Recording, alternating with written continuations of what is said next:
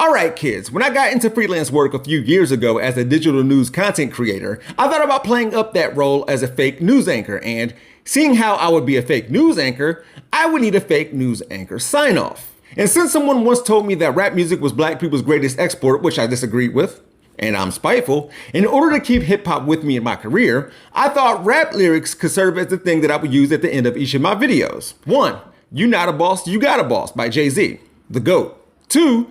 Something, something, something, Stack That Cheese from Lupe Fiasco, my favorite rapper of all time. And 3. Watch a hater hate me, wanna play me like a piano. My architect, no Japanese. My Architect, No Japanese from Sweatpants by Childish Gambino, who we're gonna talk about today. And before I continue, look, I don't know if this is a reference to his longtime collaborator Hiro Murai, director for Gambino and others, or if he actually has an architect that learned Japanese.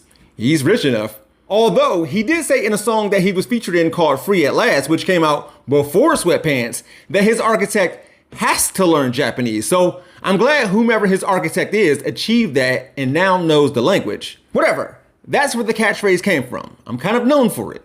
It's mine now. I mean, that's the name of my second YouTube channel. I'm working on trademarking it, and I already own the My Architect No Japanese domain name. Anyways, recently, Gambino, whose real name is Donald Glover, joined TikTok, and this was one of his first videos. These are the reasons I don't fuck with Donald Glover. First of all, He's finding out that nobody gives a fuck. That was in response to a video made by a creator named Marcus Gregg, which means that Donald Glover stitched a non-famous, non-celebrity who has way less followers than he does, just to say that nobody, including him, gives a F about what Gregg said, even though, if he truly didn't care, he wouldn't have responded. And that nobody gives a F line wasn't something that Glover recorded specifically for Marcus Gregg, although, as you're about to see, I wouldn't put it past him.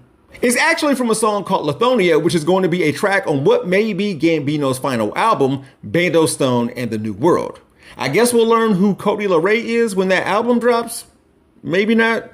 But Gregg and others like him made it known that they don't mess with Childish Gambino, no more in Gregg's case, and these are pretty much his reasons why.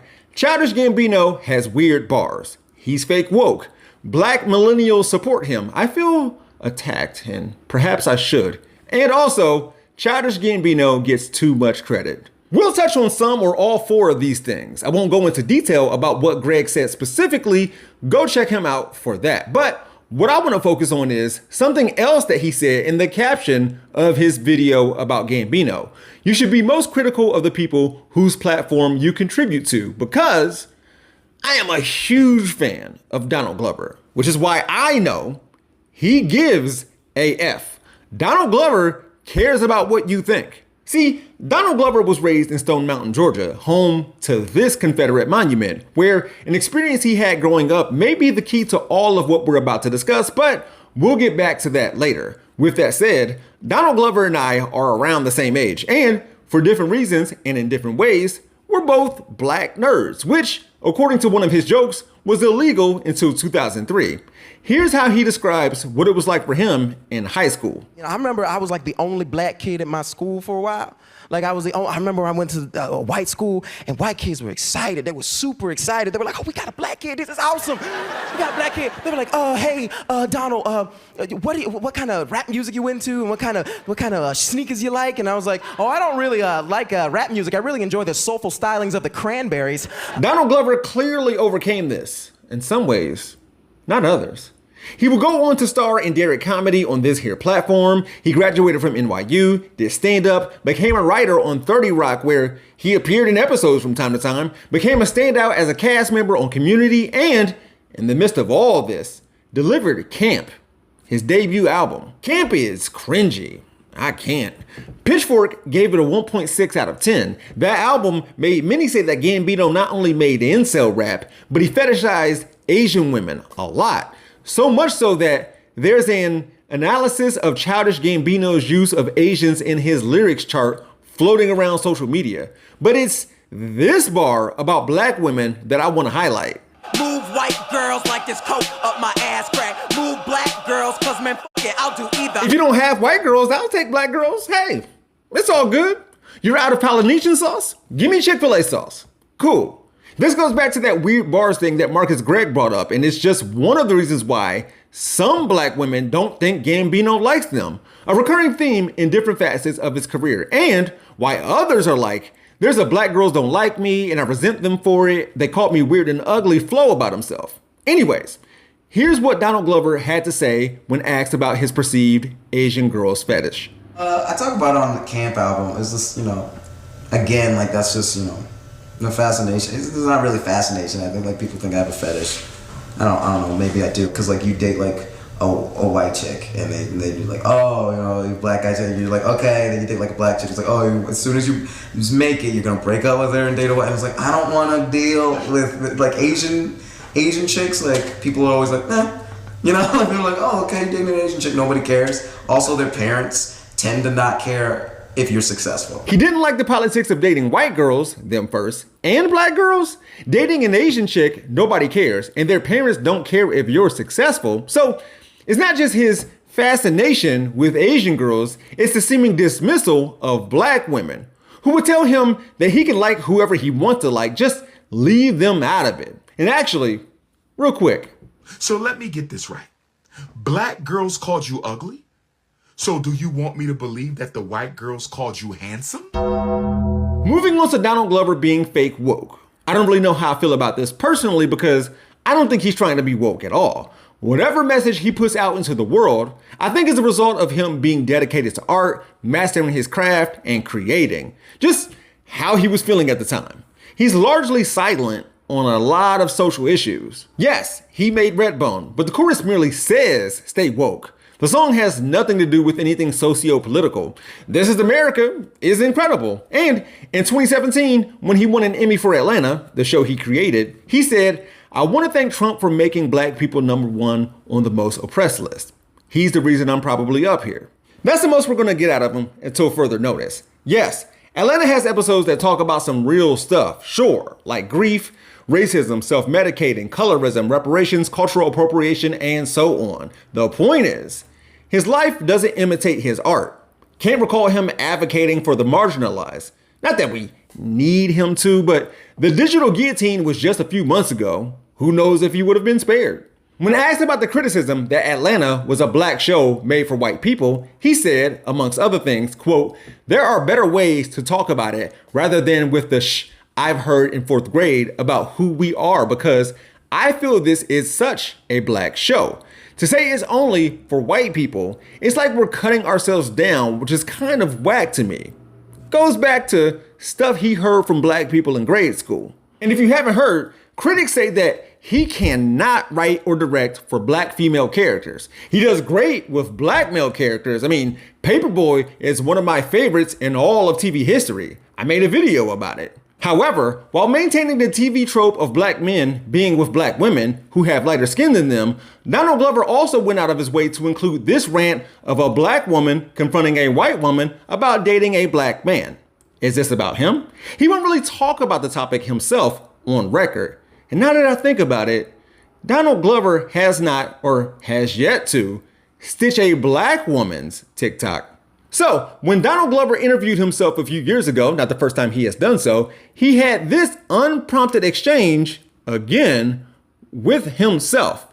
Are you afraid of black women? Why are you asking me that? I feel like your relationship to them has played a big part in your narrative. I feel like you're using black women to question my blackness. All right, are you going to teach your kids how to be black? Laughs, well, yeah, should someone else? It feels as though your thoughts on race, can I say something? I hate talking about race more than 5 minutes unless it's with other black people and or we're laughing. Realistically, Donald Glover, the actor, could have been interviewing Donald Glover, Childish Gambino, the rapper. So yeah, he was talking with other black people for more than 5 minutes. He laughed at one point.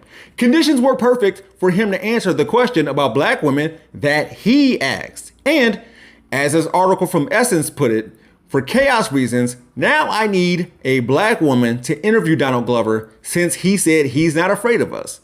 Also, when he did get around to publicly addressing whether or not he has disdain for black women, Donald Glover stated, I felt like it was something that people always say, but no one ever asked because I felt like people really don't want to know. It is a better narrative, but anybody who actually knows me knows how much that hurts me. But I also realize it doesn't matter. People are not going to read this and be like, wow, I was wrong. And I agree. People won't change their minds. And hey, black women, black people in general, are alleging misogynoir on his part and dragging him on Twitter over guidance he offered to Dominique Fishback for the character she played in Swarm, including that she should think of the protagonist as an animal and less like a human, and something about his personal fear of dogs and them not looking him in the eye. Plus, Giannina Antoinette Oteto, the black woman on the cover of Childish Gambino's album, Awaken My Love, has claimed to not have been paid much for her services. Quote, "We received low pay. They promised residuals, but we never received anything. The only person who received residuals was a white woman who also deserved it," she added.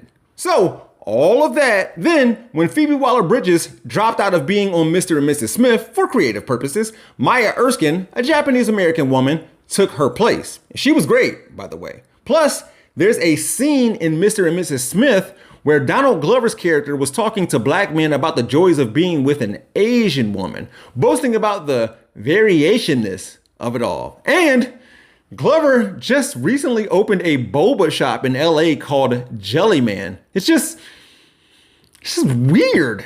Him marrying a white woman didn't help his case either. I don't think I could marry like a white woman. Like, I don't think so. Maybe, Why but is I don't that? think so.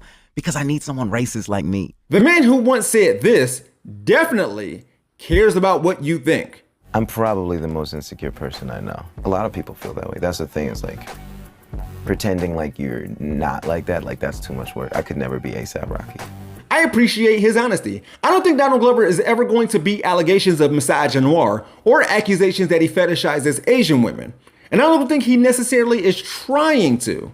Kind of defeats my own argument though. People have tried to reason with him and say that maybe black girls didn't like him, not because he was and is a nerd. There are black girl nerds too, but did he perhaps run home like this to watch anime after school? Did he not wear socks with his shoes or put on deodorant? Those could be the reasons. Here's a clip of Charlamagne calling him out for those two things on Power 105. Gambino didn't deny it. Charlamagne also said on Vlad TV years ago that there were two white people up for a Grammy at that time, Iggy Azalea and Childish Gambino.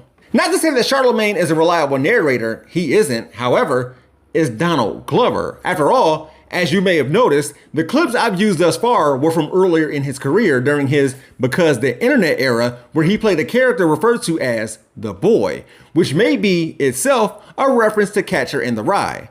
That's why he dressed this way, wearing this hat, during the press run for that album. In order to get to the bottom of why he does give a F, I need to bring up the situation he went through as a kid that I alluded to earlier. In this Vice article, he said, "One of my most vivid memories is from when I was at Stone Mountain in Atlanta. They had this laser show. It's a Confederate thing, and we were the only black family. So at the end, when the South gives up, the people who were sitting around us started throwing beer cans at us. And I remember one of my first thoughts being, how do I make them like me? So I carry that with me and I want to make people like me, but that's never going to happen. So why am I trying to make them happy?" He cares what others think. A lot of people do, and that's okay. He might have admitted it already at some point, which also may be why he wants us to know that he believes he's more talented than Lil Dicky. He cares if people are comparing Atlanta to Dave. He's conceited. He's insecure. Multiple things can be true at one time. While reading articles about him and watching interviews of his from the last 2 decades, I found myself looking for plausible deniability. Maybe we're wrong about him. Donald Glover is misunderstood. His intentions are pure. Some other nonsense. And not that it's their job to do so, but I question if powerful, influential black women that he has worked with, and there are a number of them, don't know if that helps his case, like Quinta Brunson, Issa Rae, and the aforementioned Dominique Fishback, have talked to him about any of this stuff. Are his sister and his mother able to reach him? Does he care what they think? I'm a fan of Donald Glover. That must be very black millennial of me. I'm rooting for him to turn this thing around, to make amends. He has let me down. Not sure of how much this has to do with anything, but Donald Glover is still a big fan of Kanye West, a self-described son of Kanye, a card-carrying member of the Ye fan club, a borderline apologist of his. The fact that Kanye said Donald Glover's a free thinker is not good for me. Am I being to Donald Glover what Donald Glover is to Kanye? Y'all, I'm a black nerd. When people talked about Biggie and Pac in high school, I wanted to be like, yeah, but Fiona Apple is really coming into her own. Because of the way I talk, people used to question where my hood was at, even though my home life was more gully and gutter than every single one of theirs. Yet, nobody questioned my blackness, especially now as an adult.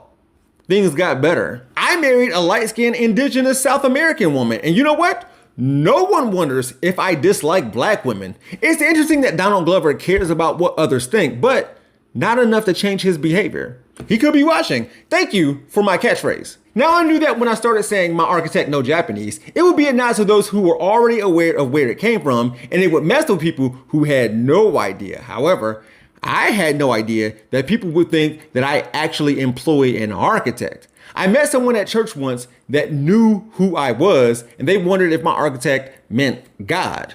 Possibly. Even my neighbor questioned me about the deeper meaning about why I say this. And when I told her there was none, she wasn't satisfied. More than the catchphrase, the slogan that Childish Gambino made, but it's mine. Give it to me. I'm going to give him too much credit for something he said that sticks with me. I just want to make dope shit from now on, like on my own terms. We gonna be all right.